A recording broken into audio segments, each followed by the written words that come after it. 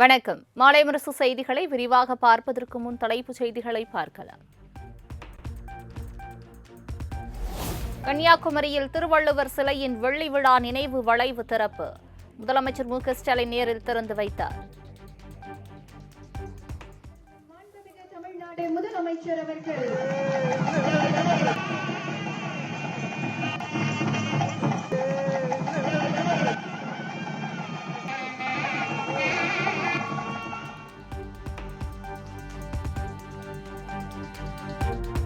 கன்னியாகுமரி பெருமாள்புரத்தில் இலங்கை தமிழர் மறுவாழ்வு முகாமில் முதலமைச்சர் மு.க.ஸ்டாலின் ஆய்வு.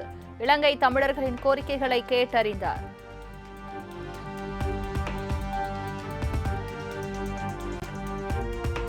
திமுகவுடன் தொகுதி பங்கீடு பேச்சுவார்த்தை நடத்த 4 பேர் கொண்ட குழு அமைத்தது இந்திய கம்யூனிஸ்ட். தொகுதி பங்கீடு தொடர்பாக 27ஆம் தேதி பேச்சுவார்த்தை நடத்த உள்ளதாக தகவல்.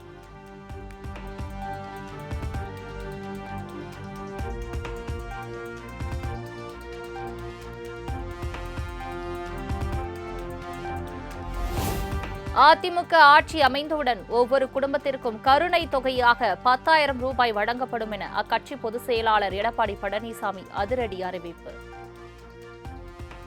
அண்ணா திராவிட முன்னேற்ற கழக ஆட்சி அமைந்தவுடன் ஒவ்வொரு குடும்பத்திற்கும் கருணை தொகையாக 10,000 ரூபாய் வழங்கப்படும்.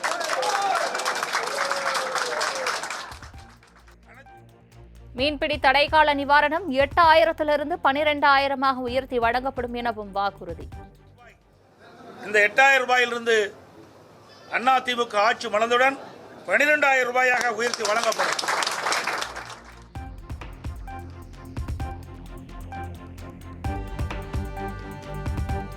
அதிமுக ஆட்சி அமைந்தவுடன் நடைபாதை வியாபாரிகள் கூட்டுறவு வங்கிகளில் பெற்ற கடன்கள் தள்ளுபடி செய்யப்படும். இனி ஆண்டுதோறும் பொங்கல் பரிசு தொகுப்புடன் 1000 ரூபாய் வழங்கப்படும் எனவும் எடப்பாடி பழனிசாமி தேர்தல் வாக்குறுதி.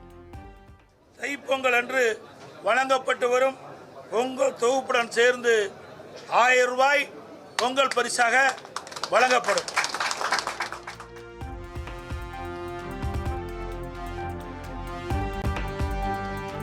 விசைத்தறி நெசவாளர்களுக்கு வழங்கப்படும் இலவச மின்சாரம் 1,400 யூனிட்டாக உயர்த்தப்படும். கைத்தறி நெசவாளர்களுக்கு வழங்கப்படும் மின்சாரம் 450 யூனிட்டாக உயர்த்தி வழங்கப்படும் எனவும் இபிஎஸ் அறிவிப்பு.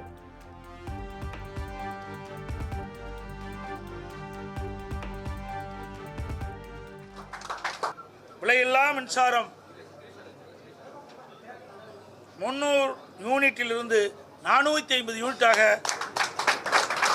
உயர்த்தப்படும். விசைத்தறி நெசவாளருக்கு தற்போது வழங்கப்பட்டு வரும் 1000 யூனிட்டிலிருந்து 1,400 யூனிட்டாக விலையில்லாமல் அவர்களுக்கு உயர்த்தி வழங்கப்படும்.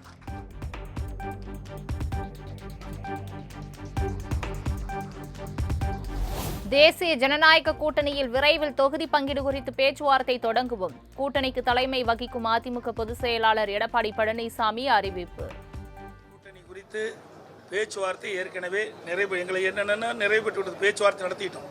ஆனால் எந்தெந்த கட்சிக்கு எவ்வளவு தொகுதி நிர்ணயிக்கல. விரைவாக நாங்கள் பேச்சுவார்த்தையை தொடங்குவோம்.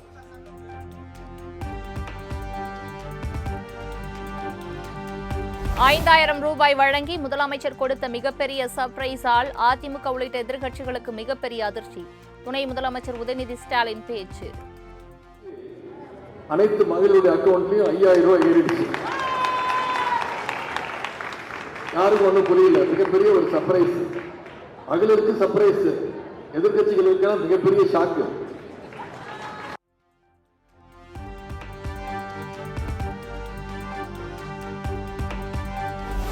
தூத்துக்குடியில் முதலமைச்சர் மு.க.ஸ்டாலினுக்கு உற்சாக வரவேற்பு. சபாநாயகர் அப்பாவு, அமைச்சர்கள் கீதா ஜீவன், அனிதா ராதாகிருஷ்ணன் உள்ளிட்டோர் வரவேற்பு.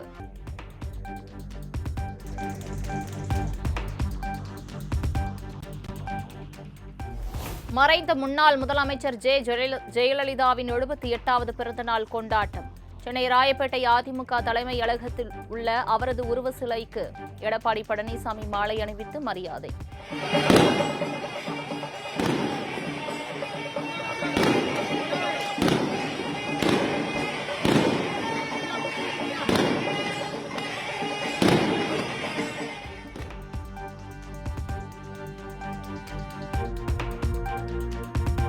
மறைந்த முன்னாள் முதலமைச்சர் ஜெயலலிதாவின் 78வது பிறந்த நாளை முன்னிட்டு 78 கிலோ கேக்கை வெட்டினார் எடப்பாடி பழனிசாமி. அதிமுக நிர்வாகிகள் தொண்டர்களுக்கு வழங்கி இபிஎஸ் உற்சாகம்.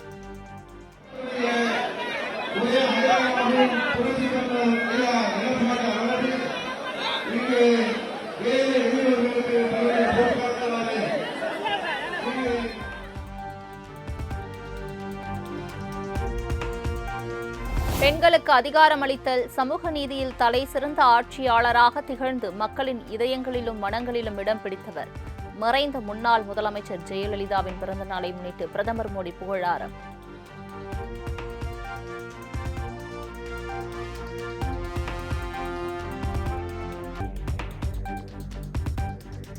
சோதனைகள் சூழ்ந்த தருணங்களிலும் அசைக்க முடியாத மன வலிமையுடன் தமிழகம் காக்க போராடிய தலைவர் ஜெயலலிதா. மறைந்த முதல்வர் ஜெயலலிதாவின் 78வது பிறந்த நாளில் அவரின் நெடும் புகழை போற்றுவோம் என அதிமுக பொதுச் செயலாளர் எடப்பாடி பழனிசாமி எக்ஸ் தளத்தில் பதிவு.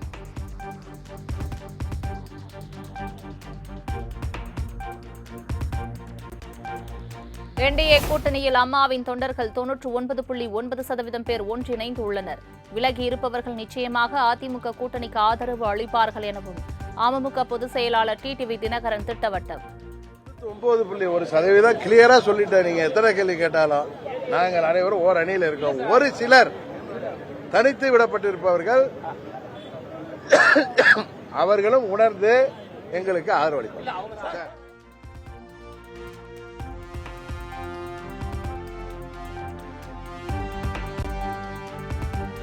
மதியாதார் வாசலை மிதியாதே என ஔவையார் கூறியுள்ளார். இறுதி நேரத்தில் அதிமுகவில் இணைய இபிஎஸ் அழைத்தால் செல்வீர்களா என்ற கேள்விக்கு ஓ பன்னீர்செல்வம் பதில். சொன்னதின் அடிப்படையில் நான் ஏற்றுக்கொண்டேன். அதற்குரிய மரியாதை இல்லை, அதையும் பொறுத்து கொண்டேன். என்னென்ன அவமரியாதை பண்ணாங்களோ அதையெல்லாமே பொறுத்து கொண்டுதான் இந்த இயக்கத்திற்காக நான் பணியாற்றினேன். ஔவையார் என்ன சொல்லியிருக்காரு? ஔவையார் மதியார் வாசலை ஓ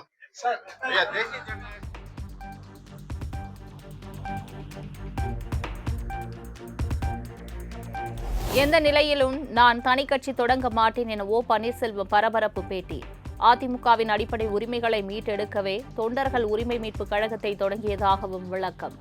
ஒவ்வொரு மாதமும் தலைமை கழக நிர்வாகிகள் மாவட்ட கழக செயலாளர் கூட்டத்தை கூட்டுவேன். அந்த கூட்டத்திலேயே நான் அறிவித்திருக்கிறேன், எந்த நிலையிலும் நான் தனி கட்சி துவங்க மாட்டேன்.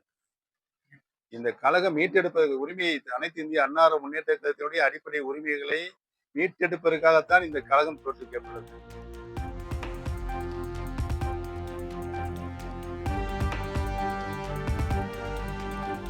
முதுகில் அழகு குத்தியவாறு கிரேன் மூலம் விஜய்க்கு மாலை போட வந்த தாவேக தொண்டர் அதிரடி கைது. பொதுமக்கள் வாகன ஓட்டிகளுக்கு இடையூறு ஏற்படுத்தியதாக வழக்கு பதிவு செய்து கிரேனையும் பறிமுதல் செய்த போலீசார்.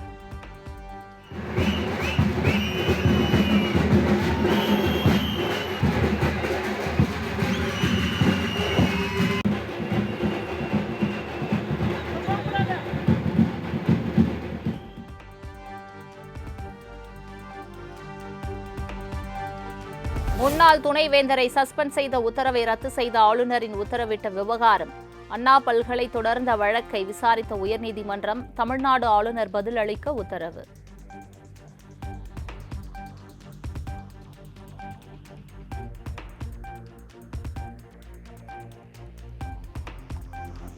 தேர்தல் முன்னேற்பாடுகள் குறித்து துறை சார்ந்த ஒருங்கிணைப்பு அலுவலர்களுடன் தமிழக தலைமை செயலாளர் ஆலோசனை.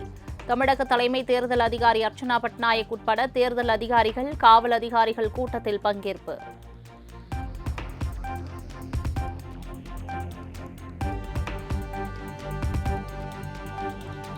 சென்னை கடற்கரை செங்கல்பட்டு மார்க்கத்தில் ஏற்கனவே 44 ரயில் சேவை ரத்து செய்யப்பட்ட நிலையில் மேலும் 49 ரயில் சேவை ரத்து.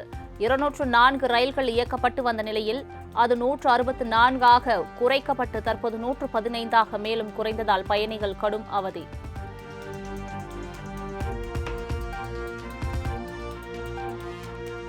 சென்னை புறநகர் ரயில் சேவை குறைக்கப்பட்டதால் தாம்பரம் பேருந்து நிலையம் ரயில் நிலையத்தில் அலைமோதிய மக்கள் கூட்டம். ரயில் மற்றும் பேருந்துகளில் முண்டியடித்துக் கொண்டு பயணம் செய்வதால் பரபரப்பு.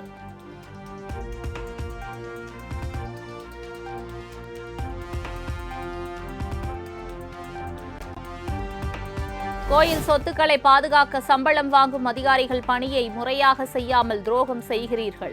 கோயில் நிலங்கள் ஆக்கிரமிக்கப்பட்டு வருவதாக தொடரப்பட்ட வழக்கில் சென்னை உயர்நீதிமன்றம் கடும் கண்டனம்.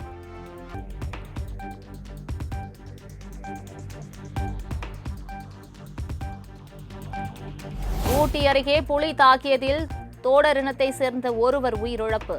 காட்டுப்பகுதிக்குள் கிடந்த உடலை மீட்டு வனத்துறை அதிகாரிகள் விசாரணை.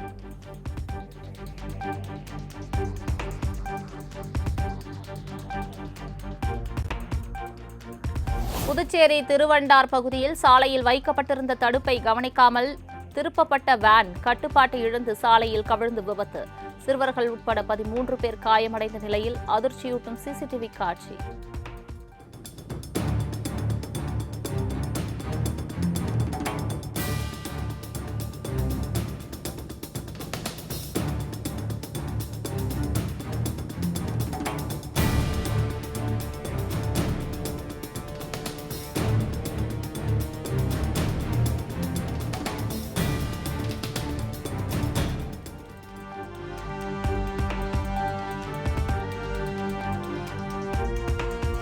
புதுக்கோட்டை திருமயம் அருகே 5 மாதங்களுக்கு முன் வளர்ப்பு நாய் கடித்தவர் ராபிஸ் பாதிப்பால் தற்போது உயிரிழப்பு. ராபிஸ் தடுப்பூசி செலுத்திக் கொள்ளாமல் அலட்சியமாக இருந்ததால் சேர்ந்த விபரீதம்.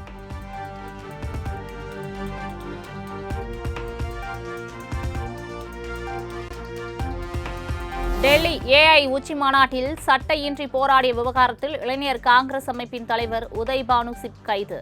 4 நாட்கள் போலீஸ் காவலில் வைக்கப்பட்டுள்ளதாக டெல்லி காவல்துறை தெரிவிப்பு.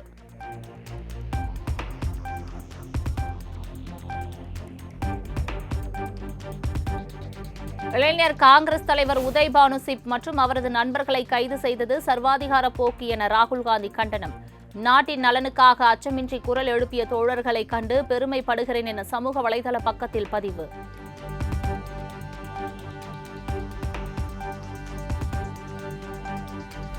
ஒடிசா சட்டப்பேரவையில் எதிர்க்கட்சி எம்எல்ஏக்கள் கடும் அமளி. விவசாயிகள் பிரச்சினையை வலியுறுத்தி பதாகைகளுடன் முழக்கம். अधिकारप्राप्त प्रश्नकर्ता मानसकर्ता मान्यवर गृहनिर्माण व नगर प्रश्नकर्ता अनुपस्थित 152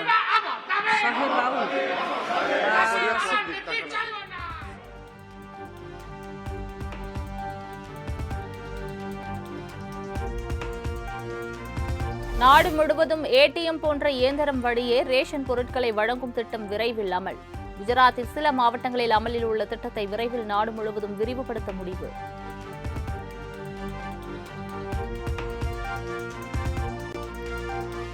ஒடிசா மாநிலம் புவனேஸ்வரில் வணிக வளாகத்தில் பயங்கர தீ விபத்து. கொழுந்துவிட்டு எரியும் தீயை அணைக்க போராடி வரும் தீயணைப்புத்துறை வீரர்கள்.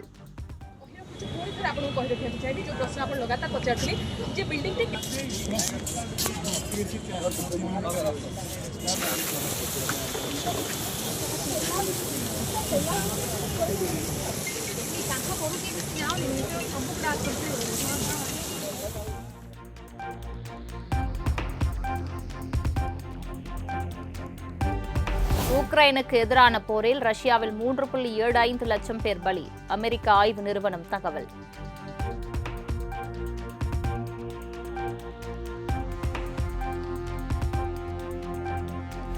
பிரம்மோஸை விட பன்மடங்கு வேகத்தில் செல்லும் கோல்டன் ஆரிசன் ஏவுகணையை இந்தியாவுக்கு வழங்க இஸ்ரேல் விருப்பம். பிரதமர் மோடி நாளை இஸ்ரேலுக்கு மேற்கொள்ளும் சுற்றுப்பயணத்தின் போது ஒப்பந்தம் கையெழுத்தாகும் என எதிர்பார்ப்பு.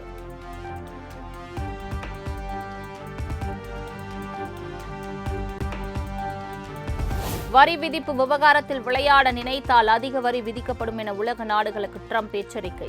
வரி விதிப்புக்கு அமெரிக்க நாடாளுமன்ற ஒப்புதலை பெற தேவையில்லை என அதிபர் ட்ரம்ப் கருத்து.